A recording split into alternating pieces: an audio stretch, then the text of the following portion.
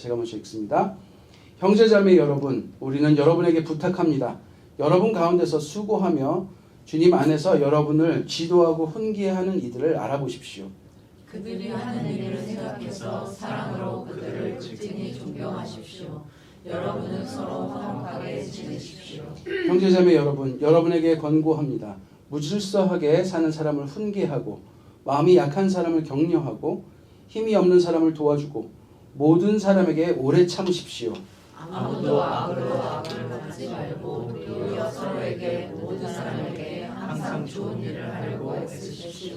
항상 기뻐하십시오. 끊임없이 기도하십시오. 모든 일에 감사하십시오. 이것이 그리스도 예수 안에서 여러분에게 바라시는 하나님의 뜻입니다. 성령을 선별하지 마십시오. 예언을 멸시하지 마십시오. 모든 것을 분간하고 좋은 것을 굳게 잡으십시오. 갖가지 모양의 악을 멀리하십시오. 평화의 하나님께서 친히 여러분을 완전히 거룩하게 해주시고 우리 주 예수 그리스도께서 오실 때 여러분의 영과 혼과 몸을 흠이 없이 완전하게 지켜주시기를 비밀니다. 읽겠습니다. 여러분을 부르신 분은 신실하시니 이 일을 또한 이루실 것입니다. 아멘. 네, 이 마지막 말씀처럼 든든한 게 또 있을까요? 이 일을 이루시는 분이 누구시라고요? 네, 신실하신 하나님이십니다. 아멘. 우리가 지난주에 데살로니가 5장 1절에서 11절 말씀 나누면서 낮에 속한 사람에 대해서 말씀드렸습니다. 여러분들 이제 지난주에 우리가 이렇게 안타깝게도 많이 못 모여가지고 이것을 기억하시는 분이 없을 것 같은데 시간이 되시면 우리 함께 또 유튜브에 제가 올려놓고 있으니까 한번 들어가서 제가 앉아서 설교하는 모습도 한번 보시고 하십시오. 네, 이 말씀 우리 데살로니가 그 전서에 나오는 모든 말씀들이 우리 교회에 참 필요한 말씀들이에요. 그래서 여러분들 꼭 보셨으면 좋겠고요. 네, 가장 중요한 말은 낮에 속한 사람, 빛에 속한 사람들은 늘 정신을 차려서 깨어 있어서 믿음과 사랑의 가슴막이 갑옷을 입고 구원의 소망을 투구로 쓴 사람이라는 거예요. 네, 하나님께서 구원의 소망을 주시면 그 소망에 기뻐하면서 우리가 현실이 굉장히 어렵고 힘들더라도 기쁨으로 살아나갈 수 있는, 그래서 악이 주는 어떠한 모습이나 또 우리를 혼란스럽게 하는 것에 흔들리지 않고 구원의 소망을 붙들고 갈 수 있는 사람들이라는 것을 우리가 나눴습니다. 오늘 본문은 그 낮에 속한 사람, 빛의 자녀가 실제로 살아가는 일상의 모습을 구체적으로 보여주는 것입니다. 공동체 안에서 서로를 어떻게 대해야 하는지가 나오고요. 그다음에 자신의 신앙생활을 어떻게 이어가야 하는지 나오고, 성령의 역사와 예언 앞에 또 말씀 앞에 어떤 태도를 가져야 하는지, 그리고 이 모든 것을 이루실 하나님이 얼마나 신실하신 분이신지를 아주 논리적으로 이렇게 적고 있습니다. 이 본문 전체를 관통하는 것이, 여러분 혹시 제가 답을 썼나요? 안 썼죠? 이거 보지 마시고 본문을 읽으셨을 때 전체를 관통하는 어떤 단어를 여러분 좀 이렇게 기억나는 게 있으세요? 네, 뭐 단어는 아니고 우리가 진짜 제일 유명한 말씀 나오잖아요. 항상 기뻐하십시오. 끊임없이 기도하십시오. 모든 일에 감사하십시오. 네, 이거 정말 유명한 성경 말씀이잖아요. 이 세 가지의 가장 공통적인 게 뭐예요? 네, 항상 계속 끊임없이 하라는 거예요. 일상에 관한 이야기예요. 일상에 관한 이야기. 네, 그것을 가지고 우리가 생각하면서 오늘 말씀을 보도록 하겠습니다. 저를 따라서 기도해 주십시오. 하나님 말씀하십시오. 제가 듣겠습니다. 하나님 말씀하십시오. 제가 듣겠습니다. 예수님 가신 대로 제가 따르겠습니다. 예수님 가신 대로 제가 따르겠습니다. 성령님 저희와 늘 함께하여 주십시오. 성령님 저희와 늘 함께하여 주십시오. 아멘. 네, 간절한 마음으로 오늘 말씀을 보도록 하겠습니다. 12절부터 15절까지는요. 서로를 대하는 태도에 대해서 말하고 있어요.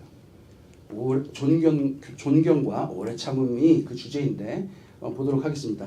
이 바울은 데살로니가 교회 성도들에게, 그리고 오늘을 사는 모음교회 성도들에게 두 가지를 부탁합니다. 하나는 뭐냐면 자신들을 위해 수고하고 다스리며 권면하는 이들을 알아보고 존경하는 것. 이거 제 입으로 말하기 굉장히 민망하긴 합니다. 네, 지금 제가 어떻게 보면 여러분에게 권면하는 자리에 있잖아요. 근데 저뿐만 아니라 이런 교역자들뿐만 아니라 우리들 관계에서도 여러분들을 신앙으로 권면하는 분들이 있을 거예요. 믿음의 선배라든가 나이는 어려도 믿음의 선배가 될 수 있겠죠. 그다음에 오래 정말 그 모진 풍파 속에 믿음을 지키신 어른들, 네. 그 우리가 같은 성도일지라도 그렇게 권면하시는 분들이 있어요. 그런 분들을 알아보고 존경하는 것, 이것을 지금 바울이 부탁하고 있습니다. 또 하나는 다른 성도들 하나하나가 서로 화목하는 것. 그 화목하는 것에 가장 중요한 것이 서로 오래 참는 것입니다. 여러분, 오래 참는 건 어디에 나오는지 기억나세요? 사랑장에 나오는데, 사랑은 언제나 오래 참아요. 네. 이게 사랑의 큰 특징이에요. 네. 화난다고 왁! 이렇게. 네, 오늘도 우리 아내하고 저하고 왁 했는데, 네, 그래도 오래 참아야 되는데, 네, 왁 해도 네, 오래 참으면 이게 관계가 안 깨집니다. 근데 왁 하고 돌아서면 관계 깨지죠. 그죠? 네. 여러분, 그래서 이제 첫 번째, 지도하고 훈계하는 이들을 알아보고 존경하십시오. 이건 단순히 명목상의 교역자를 의미하는 건 아닙니다. 우리 서로 사이에 있어요.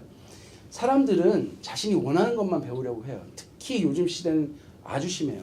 우리 그 MG 세대들 뭐죠? MG 맞죠? 네, MG라고 하는데, 네. 그 세대들도 마찬가지예요. 그 웬만한 말은 자기가 듣고 싶지 않으면 안 듣습니다. 어른 말들 잘 안 듣고, 그다음에 배우고 싶을 때 배우고, 배우고 싶을 땐 절대 안 들어요.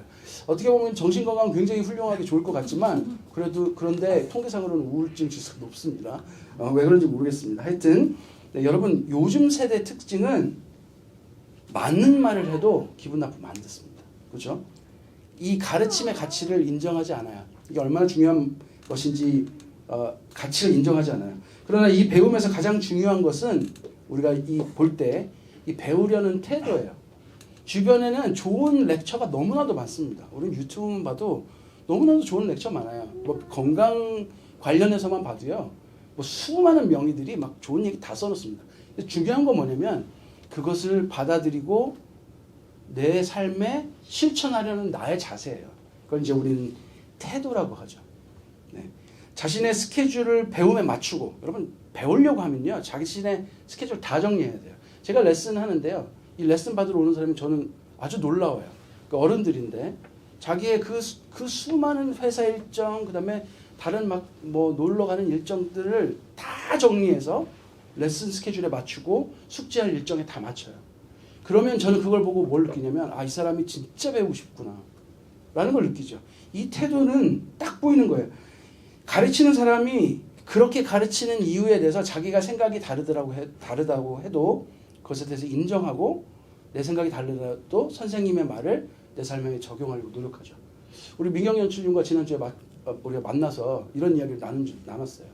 우리가 이제 가르치는 입장에 있으니까, 예, 우리가 가르치는 학생들 중에서도요 절대 선생님 말씀 안 듣는 친구들이 있어요. 네, 어떤 분들은요 자기가 원하는 배우고 싶은 걸 딱 말하고 그거를 안 가르치면은 자기는 안 배우겠다 그래요. 그런 학생들이 있어요. 너무나도 재밌는 게, 제가 이 사람을 볼 때 이게 필요한데 자기는 그게 필요하지 않대요. 자기는 이걸 배우고 싶대요. 이걸 배우려면 이걸 해야 돼. 그런데 아니, 난 이걸 배울 거야 이렇게 말해요. 그러면 가세요 이렇게 이제 말하죠. 네, 아무리 해도 가르칠 수가 없어요. 그런 분들은. 배움의 특징은요, 배우려는 사람의 겸손이 정말 중요해요. 이 태도, 즉 이 말은요, 훈계하는 사람을 알아보고 그 사람을 존경한다는 것은요, 배우려는 자의 태도를 말하는 거예요. 하나님 말씀 앞에 우리 겸손한 태도. 하나님 말씀이 이 세상을 살아가는데 도움이 안 되는 것 같아요. 맨날 나만 포기하래. 이거 어떻게 나를 내 생활에 이걸 어플라이 합니까, 하나님? 나만 어떻게 이렇게 하고 삽니까? 이렇게는 못 살아요. 하더라도, 그런데도 당신 말이 맞습니다. 네, 당신이 맞습니다. 아닌 것 같은데 저 그렇게 살게요 하는 그 겸손한 태도가 바로 오늘 바울이 강조하고 있는 거예요. 여러분, 훈계를 받으십시오. 훈계를 받는다는 것은 자신의 잘못이 드러났다는 뜻이지만 동시에 그 잘못을 고치겠다는 의지를 보여주는 것이기도 합니다. 자신이 인정한 사람에게만 훈계를 받겠다. 그러면 그것도 교만입니다. 이 교만이 바로 하나님의 말씀을 실천하는 것, 교훈을 배우는데 가장 큰 적이에요. 그래서 사탄은 여러분을 칭찬할 겁니다. 여러분 마음에 교만을 가득 불어넣어줄 확률이 높아요. 네, 요즘은 그게 사탄의 가장 큰 전략인 것처럼 보입니다. 자, 그 다음에 보는 게 서로가 서로에 대해 오래 참는 관계. 화목을 우선시하는 거예요. 제일 1번이 화목이에요. 여러분 오래 참으라 그랬더니 어떤 분들은 이 사람이 정말 잘못되어 있는데도 그 잘못을 지적하지 않고 분란을 만들지 않기 위해서 그냥 참아요. 이런 거 말하는 게 아닙니다. 성경은 이걸 말하는 게 아니에요. 무질서한 삶에 대해서 훈계하는 거예요. 근데 뭘 오래 참아요? 이 사람이 올바른 모습으로 돌아오기까지 참는 거예요. 마치 부모님 같은. 여러분 여기 이제 자녀를 기르신 또 자녀의 자녀를 보신 분들도 계시지만 여러분 감히 말하건대 부모가 자녀를 훈계하듯 포기하지 않듯 하셔야 된다. 우리 서로에게 그런 마음이 있어야 돼요. 부모는 자녀 관계에서 문제가 생긴다 하더라도 자녀를 내버려 두진 않습니다. 잘못되어 가는 것을 그대로 복구해주지 않아요. 계속해서 올바른 말로 훈계하고요. 아무리 그 잔소리 그놈의 잔소리 듣기 싫어라는 자식의 말을 진짜 제가 들은 것 같지 않습니까? 네, 그런 말을 많이 듣습니다. 제가 많이 듣는데 끝까지 오래 참으면서 훈계하고 관계를 절대 끊지 않아요. 관계를 지속해 나가요. 여기에 그 핵심이 있는 거예요. 여러분 훈계는 안 볼 거 각오하는 게 하고 하는 게 훈계 아닙니다. 그거는 지성질 부리는 거예요. 저도 옛날에 해봤습니다. 딱 관계가 끊어지고 속은 시원하지만 관계가 끊어지더라고요. 네, 이런 거 말고요.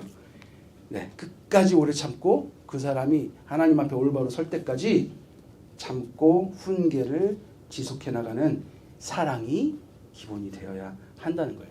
바울은 우리 교회에 데살로니가 교회 그리고 모은 교회 지금 이것을 오늘 말씀을 통해서 말하고 있습니다. 이 좋은 관계는요. 여러분 다시 한번 생각해 주십시오. 요즘은 관계를 망치지 않기 위해서 올바른 말을 안 합니다. 그것은 어떻게 보면 이용하려는 관계라고 보여요. 네. 이 좋은 관계를 통해서 내가 그 사람한테 좋은 사람이라는 것을 느끼게 해서 뭔가를 얻어낼 것이 있는 관계일 수도 있지 않을까 생각해 봅니다. 근데 좋은 관계는요. 바른 이야기를 하는 관계예요. 그리고 훈계해도 깨어지지 않는 관계고요. 그리고 서로 오래 참는 관계인 것을 여러분 잘 기억했으면 좋겠습니다. 이 마음 약한 사람을 격려하고 힘없는 사람을 돕는 일도 오늘 말하고 있는데요. 그 사람의 마음이 회복될 때까지 그리고 하나님이 뜻하신 때에 그 사람에게 믿음을 허락할 때까지 계속되어야 된다는 거예요. 전도가 이렇지 않습니까? 그 사람이 하나님을 인격적으로 만날 때까지 끊임없이 전하는 거예요. 한번 전했는데 저 사람은 예수 믿을 것 같진 않아. 그 판단으로 돌아선다? 제발 가! 이런다고 돌아선다? 이것은 전도라고 보기 좀 애매하죠. 네. 그러니까 우리가 어떻게 해야 되는지 하나님 뜻을 구하면서 올바른 것들을 잘 실천해 나가야 될 줄로 믿습니다.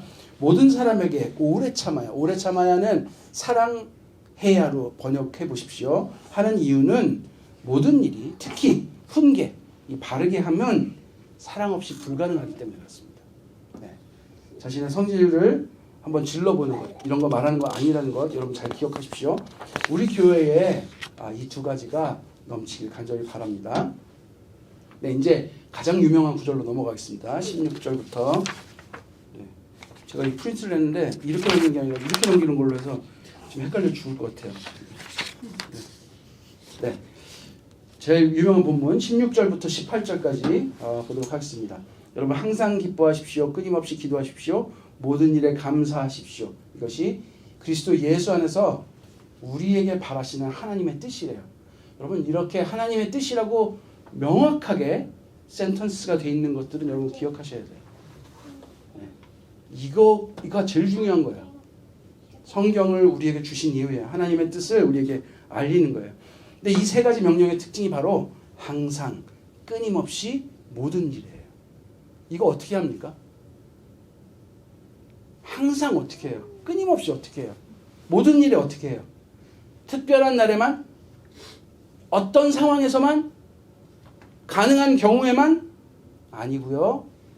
항상 끊임없이 모든 일에 일상에서라고 저는 번역하고 싶어요. 일상에서 그렇게 하라는 거예요. 이건 마치 여러분 안식일의 원리와 비슷한데요. 우리가 예수 믿는 사람들 이렇게 크리스천들 보면요. 교회를 어떻게 가냐면요. 교회 가서 위로받고 힘을 얻고 그래서 요즘 목사님들이 지적하는 훈계하는 설교하면 교회 옮겨버려요. 위로하고 그래도 너 괜찮을 거야. 하나님께서 힘 주실 거야. 위로하는 설교하는 곳에 사람들이 모여듭니다. 위로받고 세상에서 일주일 동안 또 살다가 그 위로받으러 가는 거야. 복 주실 거야. 다 잘 될 거야. 네가 원하는 거 하나님께서 다 들어주실 거야. 그 말 듣고 다시 세상에 가요. 이게 우리가 크리스천들이 보통 크리스천들이 자꾸 하는 행위들이에요. 근데 여러분 안식일은 이런 거 아닙니다. 이게 아니고요. 하나님께서 우리에게 주신 안식일은 우리를 부르셔서 안식하게 하심으로 인해서 이 안식일과 같이 6일을 살라는 거예요. 나의 일상에 이 안식이 퍼지게 하려는 것이에요. 이 안식이 모든 날에 퍼져나가 우리에게 주어진 모든 날들이 하나님의 우리를 안식하게 하는 날로 살라는 거예요. 그게 하나님 나라에 사는 우리의 하나님께서 바라시는 우리에게 바라시는 뜻이에요. 우리를 구원으로 부르는 것도 마찬가지예요. 사람들은 열심히 노력해서 구원받고 세례받으면 자격을 획득했다고 생각해요. 어떤 한 시점을 향해서 열심히 준비하고 그 시점을 통과하면 좀 쉬고 널널하게 살아도 된다고 생각해요. 구원을 향해 돌이킨 그 시점부터 이어지는 모든 삶을 구원받은 자의 삶을 사는 거예요. 어느 시점을 지나가면 마음대로 살아도 되는 게 아니고요. 많은 사람들이 구원을 자격증처럼 생각하고 안식일을 이렇게 지켜요. 열심히 준비해서 한번 따고 나면 그것을 향해 살아가던 그 전에 막 열심히 했던 모든 것이 다 끝났고 쉬어도 된다고 생각해요. 기도도 이렇게 해요. 문제가 있으면 열심히 기도하다가 문제가 해결되면 기도를 끝내요. 똑같아요. 안식일 교회 가서 주일날 지키는 거고 감사도 그렇게 해요. 원하는 거 이루면 감사해요. 감사 약발이 딱 일주일 가요. 어느 분은 3일 가고 네. 좀 큰 거 하면 한 달도 가기도 하지만 딱 있어요. 그리고 감사가 끝납니다. 주일에 교회 올 때는만 그리스도인이 되는 게 그리스도인이 아니에요. 그리스도인이기 때문에 예배 나오는 거예요. 여러분 그 정확하게 생각하셔야 돼요. 주일의 삶과 일상의 삶이 구분되는 게 아니라 주일에 크리스찬으로 살았던 그 일상이 우리의 모든 삶을 덮게 하는 거예요. 하나님 앞에 오늘 말씀을 듣고 섰던 이 삶의 이 예배의 경험이 우리의 일상으로 퍼져나가는 거라고요. 여러분 우리가 이렇게 구분돼 있고 시점을 향해 달려가고 그 시점이 지나면 뭔가가 떨어지는 그런 삶을 산다면 여러분 한번 심각하게 고민해 보셔야 돼요. 오늘 훈계가 나와서 제가 대놓고 훈계합니다. 네, 상처받지 않으시기 바랍니다. 네. 여러분 제가 그러면서 고민하면서 이제 생각한 게 뭐냐면요. 이 예수는요. 그리스도인의 의식이라고 저는 생각해요. 이 빛으로 임하신 예수님을 따르는 사람은 특별한 능력을 받아 쓰고 다시 떨어지면 돌아와서 보충받는 사람이 아니고요. 능력을 받을 때만 하나님 만나는 사람이 아니라 그 빛이 내게 임하시고 내 안에 거하여 나와 동행하는 것.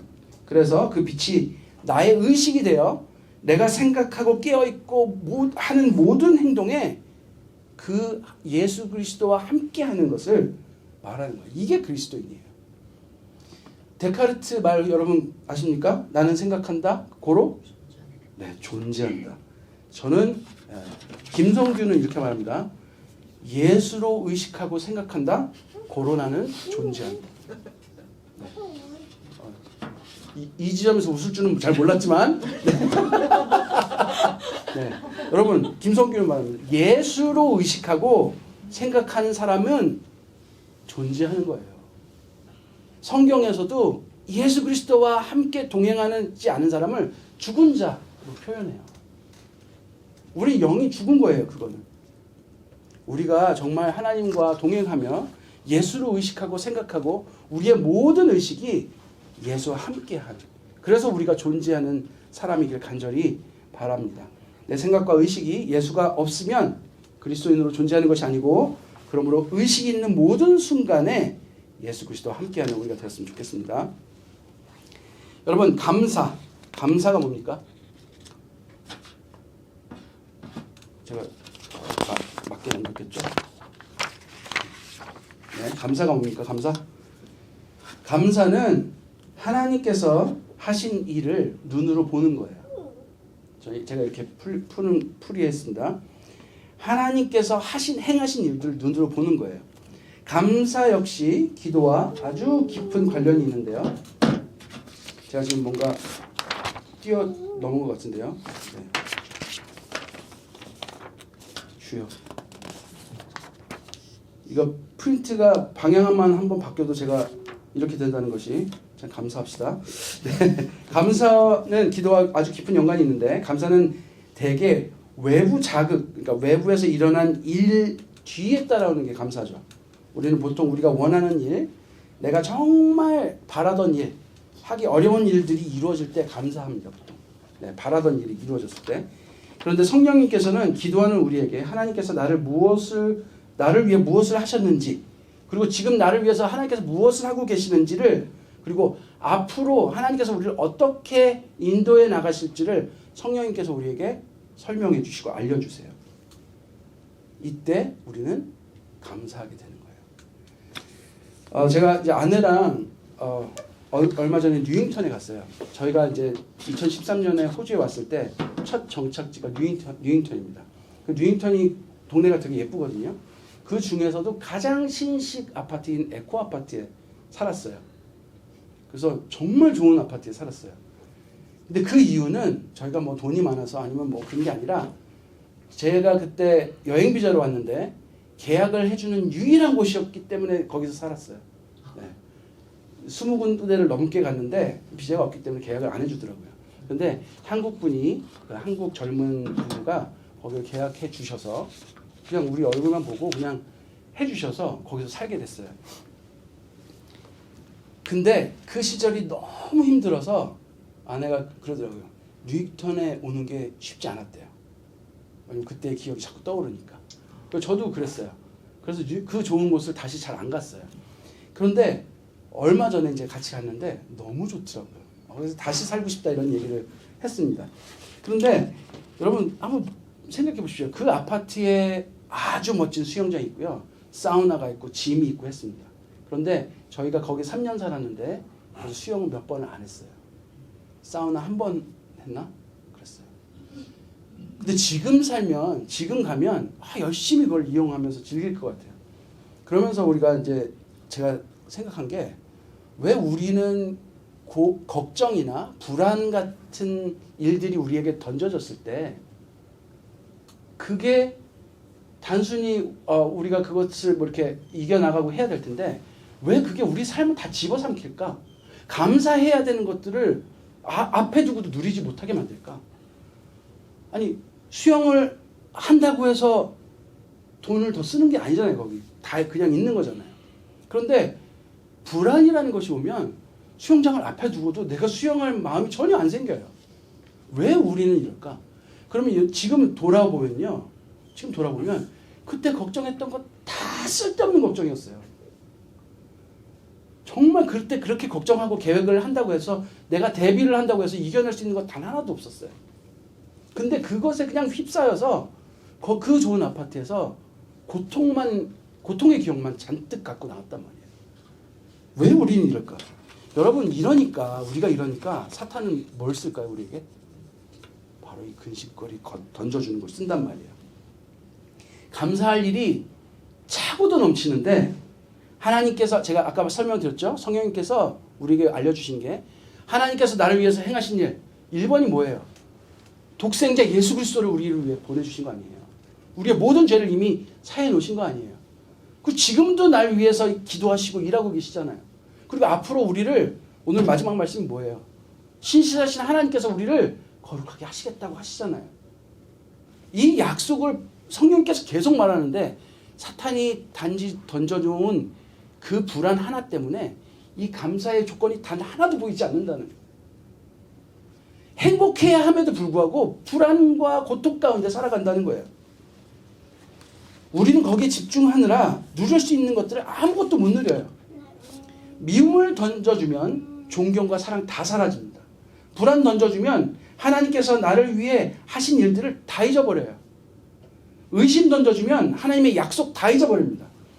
자의식을 좀 키워서 칭찬을 좀 주면요, 교만해져서 배우려고 하지 않아요. 어떤 교훈도 들리지 않습니다. 쾌락의 즐거움을 좀 주면 어떻게 될까요? 하나님 안에서, 말씀 안에서 즐거워하며 내 생명을 유지할 것을 잊어버려요. 죽음으로 가요. 이 모든 일이 언제 발생하냐면 바로 성령을 소멸할 때 발생하는 일들이에요. 오늘 하나님께서 하나님의 뜻을 알려주셨습니다. 항상 기뻐하는 것, 기도함으로 하나님 앞에 나가는 것. 그러나 우리가 불안과 걱정거리 던져주면 다 잊어버린다는 거예요. 성령님께서 우리를 위해서 계속 예수 그리스도께서 가르치신 것들, 진리를 말씀하심에도 불구하고 듣지 않는다는 거예요. 여러분, 제가 여러 번 말씀드렸는데 도끼마조 기억나십니까? 네, 도끼마조 뭡니까? 네. 이게 도끼를 줬어요. 이때 도끼마조 뭐예요? 분별하는 거예요. 의심해보고 분별하는 거. 네. 우리가 드려야 할 영적 예배가 바로 이거죠.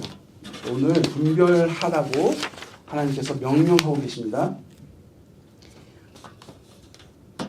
21절에 보면 모든 것을 분간하고 좋은 것을 굳게 잡으시고 그 다음에 각가지 모양의 악을 멀리하라고.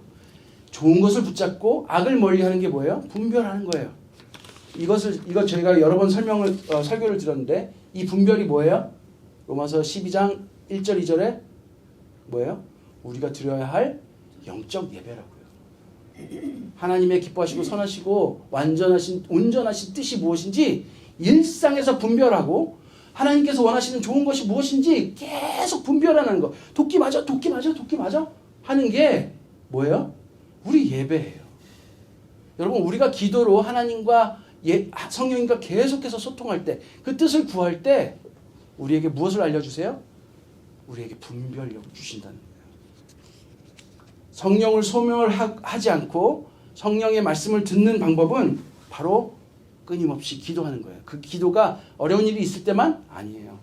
우리 일상생활에서 하나님과 늘 동행하며 그분의 뜻을 묻는 게 바로 우리가 드려야 할 영적 예배의 하나라는 거예요. 그 기도가 그렇게 강력한 것입니다, 여러분.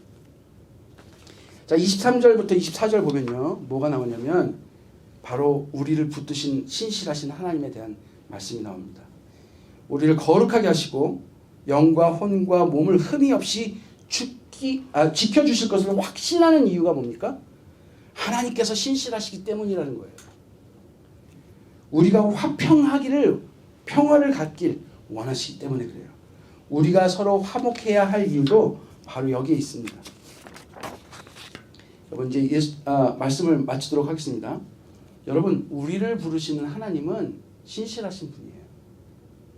성령께서는 지금도 말할 수 없는 탄식으로 우리를 위해서 기도하시고 예수님께서는 그 하나님 우편에 앉으셔서 우리에 대해서 중보하고 계세요.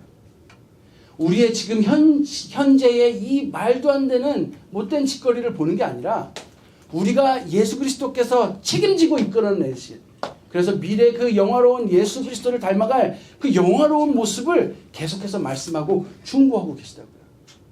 성규 반드시 변해요. 반드시 예수 그리스도와 같아질 것입니다 라고 말씀하시면서 우리를 중보하고 계세요. 그리고 그분이 신실하시기 때문에 우리를 반드시 그렇게 이끄실 줄로 믿습니다. 여러분, 항상 기뻐하십시오. 하나님께서는 우리를 위해서 지금 행하신 일들을 여러분 기억해 보세요. 기뻐할 일뿐이에요. 감사가 저절로 나올 수밖에 없습니다. 여러분, 불안을 붙들지 마시고요, 의심을 붙들지 마십시오. 그것에 매몰되지 마세요. 성령님께서 지금도 우리를 위해 증언하시는 예수 그리스도의 가르침과 그 진리를 붙드십시오. 말씀을 붙드십시오. 우리를 향한 이 사랑 고백을 붙드십시오.